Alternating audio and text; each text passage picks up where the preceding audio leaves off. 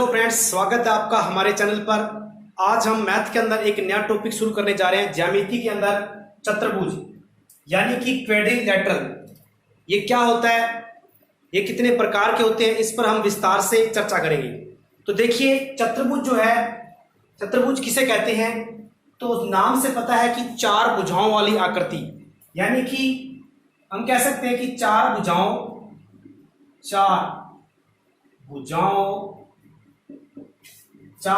वाली बंद आकृति,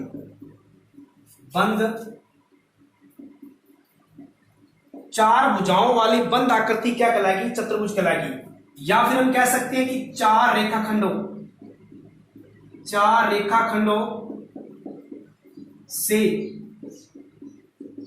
बनी आकृति जो है वो क्या कहलाएगी? वो चतुर्भुज कहलाएगी। जिस प्रकार से हम इसकी आकृति बना सकते हैं, इस प्रकार से ये एक चतुर्भुज है, ABCD इसका हम नाम दे देते हैं।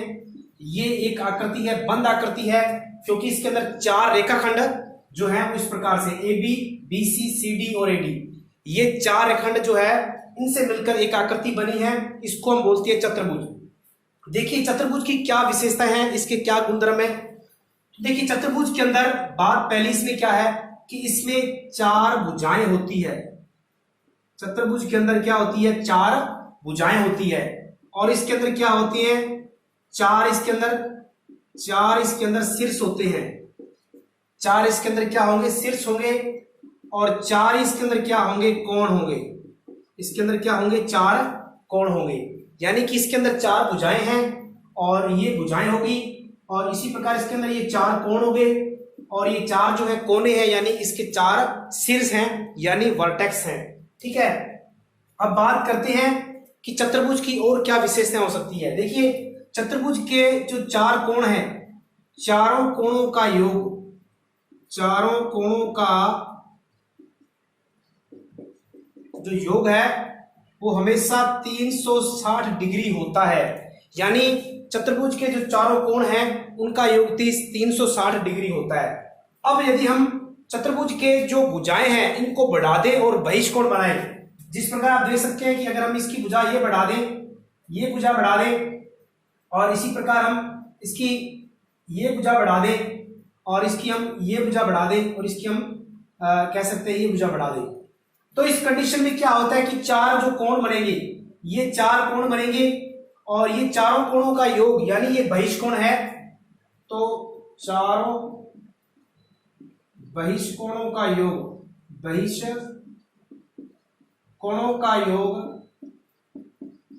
भी कितना होगा? 360 डिग्री होता है। यानी कोई भी बहुभुज है उसके बहिष्कोणों का योग हमेशा 360 डिग्री होता है। ठीक है, तो ये चतुर्भुज की कुछ विशेषता है या फिर चतुर्भुज की परिभाषा है। अब बात करते हैं कि चतुर्भुज कितने प्रकार के होते हैं। तो देखिए, चतुर्भुज जो है वो चतुर्भुज के प्रकार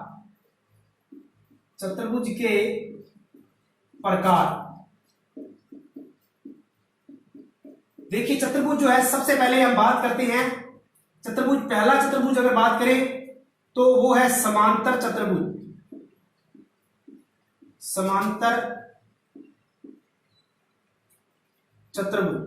देखिए, समांतर चतुर्भुज जो है इसको इंग्लिश में क्या कहते हैं? पैरेलियोग्राम।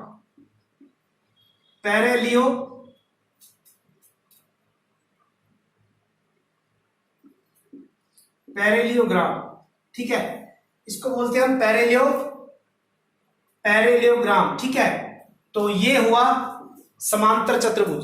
देखिए, इसकी आकृति क्या होती है, इसके अंदर इसकी परिभाषा कह सकते हैं कि इसकी जो सम्मुख भुजाएं होती है, सम्मुख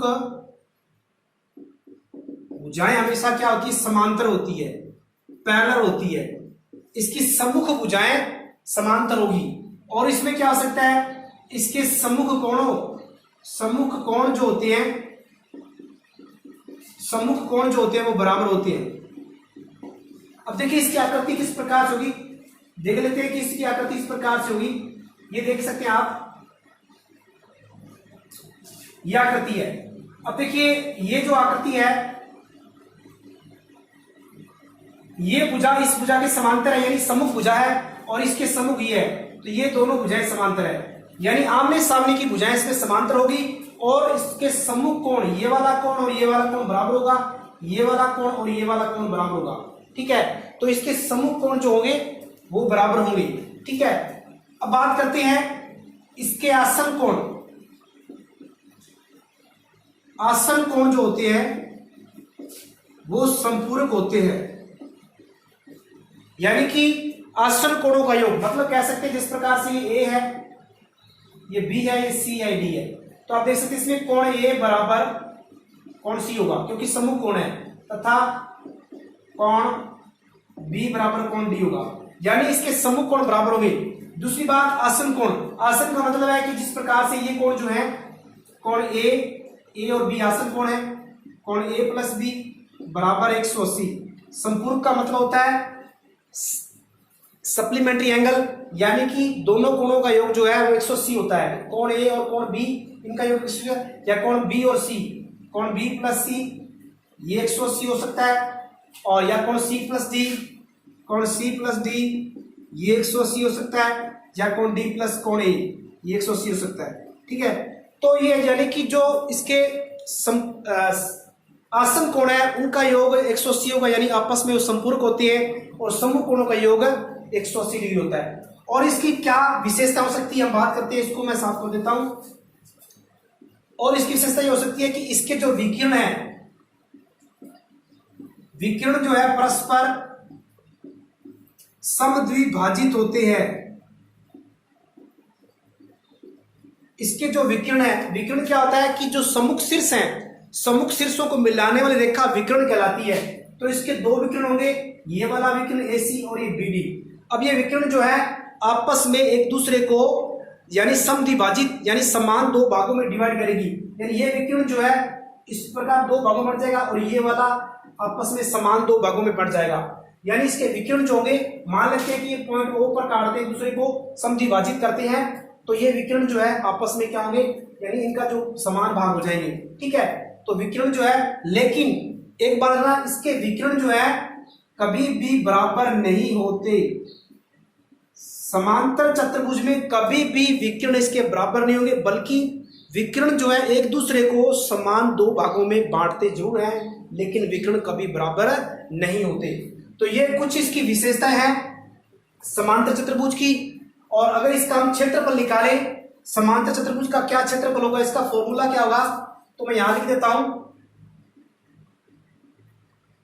समांतर चतुर्भुज का क्षेत्रफल, देखिए अगर बात करें हम इस चतुर्भुज में, तो अगर हम इस शीर्ष से यहां से लंब डालें, तो ये क्या हो जाएगा, ये इसकी ऊंचाई हो जाएगी, इसका लंब हो जाएगा और ये इसका आधार हो जाएगा। यानी कि इसका क्षेत्रफल होता है आधार गुना ऊंचाई, यानी बेस गुना ऊंचाई, हाइट, बेस गुना इसकी हाइट, यानी कि आधार गुना ऊंचाई इसका क्षेत्रफल ज्ञात करने का फॉर्मूला होगा।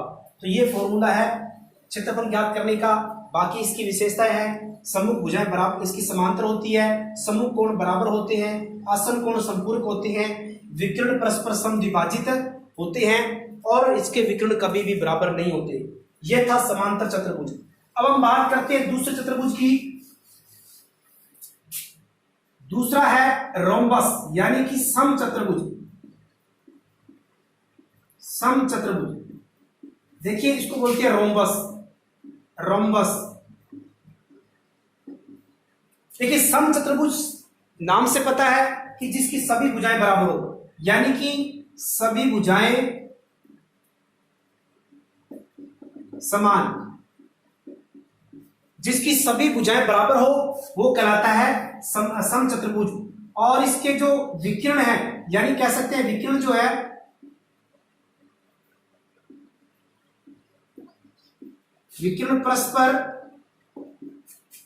समकोण पर समद्विभाजित होते हैं। इसके जो विकिरण है वो परस्पर समकोण यानी 90 के कोण पर समद्विभाजित होते हैं। देखिए इसका डायग्राम इस प्रकार से, इसका डायग्राम हो सकता है, इसका डायग्राम इस प्रकार से है। ये देखिए इसकी चारों भुजाएं बराबर है, ठीक है, तो ये ABCD इसका नाम है, ABCD। तो अगर इसकी बात करें इसकी भुजाएं, तो इसकी चारों भुजाएं जो है वो बराबर है। हम मान लेते हैं ये भी A भुजा, ये भी A, ये भी A और ये भी A, यानी इसकी चारों भुजाएं बराबर है। अगर बात करें विकर्ण की, तो ये पहला विकर्ण है और ये दूसरा विकर्ण है, ठीक है। तो इसका विकर्ण जो है परस्पर, यहां पर देख सकते हैं कि ये वाला कोण 90, ये 90, ये 90 और ये 90, यानी ये 90 के कोण पर काटते हैं और आपस में समान दो भागों में इस प्रकार से ये समद्विभाजित होते हैं O पॉइंट पर, ठीक है। तो ये आपस में समान दो भागों में बन रहे, जो इसके विकर्ण है, विकर्ण कभी इसके बराबर नहीं होंगे, लेकिन आपस में समद्विभाजित हो रहे हैं, ठीक है।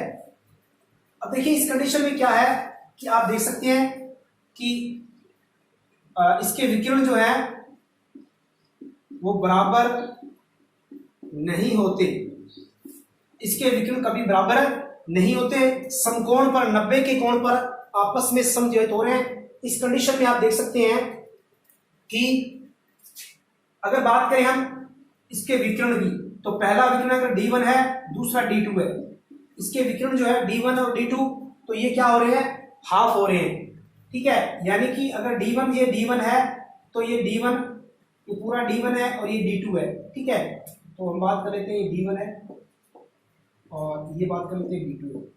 तो देखिए ये विकर्ण जो है वो सब यानी हाफ हो रहे हैं। तो अगर हम त्रिभुज इसका ये ले त्रिभुज, तो ये एक समकोण त्रिभुज बन रहा है, क्योंकि इसके अंदर एक 90 का कोण है, तो समकोण के सामने वाला कर्ण हो जाएगा।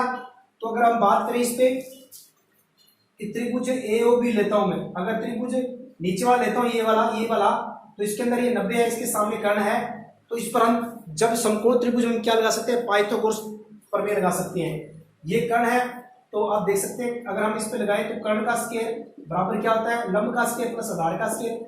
इसमें लंब क्या है, D1 बटे ये हो जाएगा, और इसमें D2 बटे 2 हो जाएगा। अब इसको हम जब हम इसको हल करेंगे तो D1 स्क्वायर बटे 4 और D2 स्क्वायर बटे 4, यहां से इसका एलसीएम लेंगे तो ये एलसीएम आ जाएगा D1 square plus D2 square बटे में 4 को तिरछा गुना कर दो इधर, यानी कि ये 4 इधर चला है। हम कह सकते हैं कि कभी भी हमें भुजाओं और विकर्णों के बीच संबंध निकालना हो या संबंध पता हो, तो भुजाओं और विकर्ण के बीच संबंध है 4a स्क्वायर बराबर में D1 square plus D2 square, यानी पहला विकर्ण का वर्ग प्लस दूसरे विकर्ण का वर्ग जो है वो भुजा के वर्ग के 4 गुने के बराबर होगा, यानी 4a स्क्वायर बराबर D1 square plus D2 square. ये हमें याद रखना है, ताकि हमें अगर विकर्ण दे रखा है, अगर आपके सामने विकर्णों की लंबाई दे रखी है तो भुजा की लंबाई पूछे तो ये निकाल सकते हो, या फिर भुजा की लंबाई दे रखी है, एक विकर्ण दे रखा है दूसरा विकर्ण पूछे, तो इस प्रकार से हम निकाल सकते हैं, ठीक है। अब देखिए थोड़ा सा मैं पीछे एक चीज भूल गया कि समांतर चतुर्भुज इस प्रकार से होता है, ये समांतर चतुर्भुज है, हमने बात की, अगर इसका विकर्ण खींचे ये तो ये समांतर चतुर्भुज है, ठीक है। तो ये विकर्ण जो है हमेशा, जो विकर्ण जो है इससे क्या कि दो त्रिभुज बनते हैं और दोनों त्रिभुजों का क्षेत्रफल हमेशा समान होता है, ठीक है। तो यही बात समचतुर्भुज में है कि समचतुर्भुज के जो विकर्ण है वो चतुर्भुज को दो समान भागों में डिवाइड करता है, दो समान क्षेत्रफल में विभाजित करता है। अगर बात करें हम इसके दोनों विकर्ण, तो दोनों विकर्ण एक चतुर्भुज को 4 समान भागों में डिवाइड करते हैं, मतलब चारों त्रिभुजों का क्षेत्रफल समान होता है, ठीक है, ये याद रखना। तो ये बात हुई रोम्बस की। अब हम बात करते हैं अगले तीसरे चतुर्भुज की, जो कि है समलंब चतुर्भुज, समलंब चतुर्भुज, ठीक है। अब देखिए बात करते हैं हम समलंब चतुर्भुज क्या होता है, इसको बोलते हैं हम ट्रेपीजियम। ट्रेपीजियम, देखिए ट्रेपीजियम यानी समलंब चतुर्भुज, इसकी आकृति क्या है कि इसकी कोई दो सम्मुख भुजाएं, कोई दो सम्मुख भुजाएं जो है वो क्या हो, समांतर हो, यानी कि जिस प्रकार से इसकी आकृति ऐसी होगी आप देख सकते हैं। तो देखिए ये दो भुजाएं जो है समांतर है, तो इसकी कोई दो सम्मुख भुजाएं जो है आमने सामने की जो भुजाएं है वो समांतर हो तो कहलाता है समलंब चतुर्भुज। अगर ये भुजा ए है, ये बी है, ठीक है, और अगर बात करें कि इनके बीच में यहां से लंब खींचे तो ये अपने एच मान लेती है। तो इसमें ज्यादा खास नहीं है। अगर इसका क्षेत्रफल निकालना हो, तो 1/2 गुणा समांतर भुजाओं का योग a प्लस बी और गुणा ऊंचाई। तो ये इसका फॉर्मूला होता है कि 1/2 गुणा a plus B into H. अगर बात करें हम सम चतुर्भुज के पीछे उसका क्षेत्रफल निकालें, सम चतुर्भुज का क्षेत्रफल निकालना चाहे तो वो होता है विकर्णों का गुणनफल,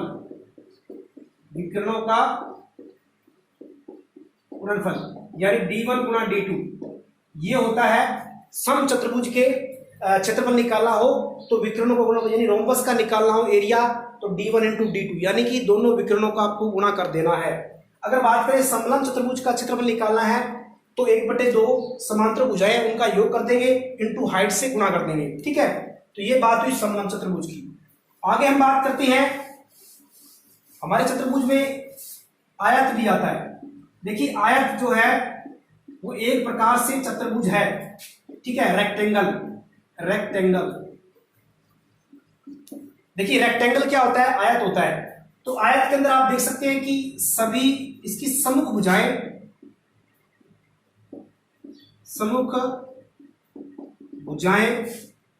समान व समांतर होती है। एक आयत के अंदर सम्मुख भुजाएं समान होगी, यानी बराबर होगी और समांतर होगी।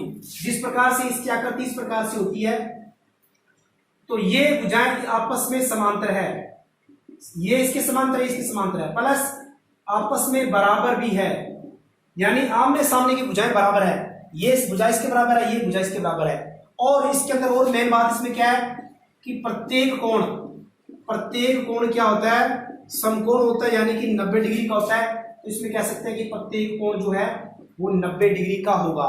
ठीक है, और बात क्या है, इसके विकर्ण जो है वो बराबर होते हैं, इसके विकर्ण बराबर होते हैं और वह परस्पर, इसके विकर्ण जो परस्पर है वो क्या होते हैं, वो भी समद्विभाजित होते हैं। ठीक है, अगर बात करें इसके विकर्णों की, ये विकर्ण और ये विकर्ण, यानी ये विकर्ण और ये विकर्ण आपस में बराबर होते हैं, परस्पर समद्विभाजित होते हैं। अगर बात करें हम इस प्रकार से, तो और साथ में इनसे जो मतलब बनेगा, एरिया बनेगा जो, वो बराबर होगा, यानी ये इसके बराबर होगा, यानी चारों जो भाग हैं वो आपस में बराबर होंगे। तो ये होता है विकर्ण बराबर और परस्पर समद्विभाजित करेंगे। ठीक है, अगर बात करें हम इसकी, अगर इसका एक विकर्ण जो है इस आयत को, इस चतुर्भुज को 2 समान भागों में डिवाइड करता है, विभाजित करता है, यानी कि समान क्षेत्रफल बनाता है। ठीक है, तो ये बात हुई आयत की। अगर हम बात करें आयत का परिमाप निकालना हो, परिमाप जानते हो आप क्या होता है, यानी कि भुजाओं का योग, इसकी बंद आकृति का जो परिधि है उनका योग, तो वो होता है 4a। ठीक है, सॉरी, इसकी परिमाप हो 2 इंटू लंबाई प्लस चौड़ाई। ठीक है, अगर ये लंबाई है और ये चौड़ाई है तो 2 गुना लंबाई प्लस चौड़ाई इसका परिमाप होगा। अगर बात करें आयत का क्षेत्रफल निकालना हो तो क्षेत्रफल लंबाई गुना चौड़ाई होता है, इसका लंबाई गुना चौड़ाई हो जाएगा। ठीक है, तो ये बात हुई आयत पर। ठीक है, आगे हम चलते हैं वर्ग पर। ठीक है, पांचवा हमारा चतुर्भुज है वर्ग, जिसको हम बोलते हैं स्क्वायर। ठीक है, वर्ग क्या होता है, अब इसमें वर्ग इस प्रकार से एक आकृति होती है जिसकी सभी भुजाएं बराबर होती है, प्रत्येक कोण 90 का होता है। ठीक है, तो लिख सकते हैं आप कि सभी भुजाएं समान होगी इसकी, और क्या इसका होगा, प्रत्येक कोण जो होगा वो 90 डिग्री होगा, और इसमें क्या होगा, प्रत्येक कोण 90 होगा, सभी भुजाएं समान होगी और सभी सम्मुख भुजाएं समांतर होगी, यानी आपको पता है ये इसके समांतर है और ये इसके समांतर है, और विकर्ण इसके क्या होंगे, बराबर होंगे, और परस्पर क्या होंगे, समद्विभाजित भी हो रहे हैं, यानी ये वाला विकर्ण और ये वाला विकर्ण बराबर होंगे और परस्पर समद्विभाजित भी होंगे।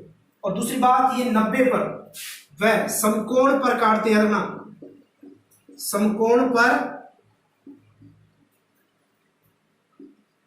समद्विभाजित होते हैं, मतलब इसके जो विकर्ण है वो समकोण पर 90 के कोण पर आपस में समान दो भागों में बढ़ते हैं। ठीक है, अगर बात करें इसके परिमाप की, अगर ये इसकी भुजा ए है, ये भी है, ये भी है, ये भी है, तो परिमाप इसका होगा 4a। ठीक है, अगर बात करें इसके क्षेत्रफल की, तो क्षेत्रफल हो जाएगा भुजा का वर्ग यानी कि ए स्क्वायर हो जाएगा इसका क्षेत्रफल। ठीक है, भुजा इंटू भुजा, ए इंटू ए क्या हो जाएगा, ए स्क्वायर हो जाएगा। तो ये था हमारा आज की क्लास चतुर्भुज पर, इनके प्रकारों पर। ठीक है, और आगे जो है हम बात करेंगे अगले वीडियो के अंदर वर्त पर बात करेंगे। ठीक है, तो उम्मीद है कि आपको आज वाला वीडियो पसंद आया होगा। ठीक है, तो धन्यवाद।